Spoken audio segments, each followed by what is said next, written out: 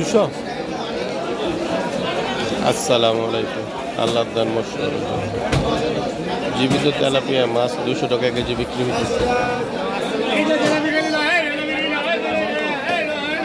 কইব দাম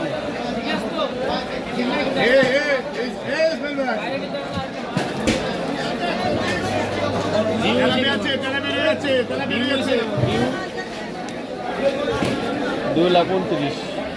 2 লাখ 29। আমার কিছু কয় না, কমেন্ট করে কিছু কয় না। কয় আমি লেখিও না দেখিও না। দেখো মাছ দরকার আছে আমার খুব আছে। মাঝে মাঝে মাঝে মাছ চাই আমি।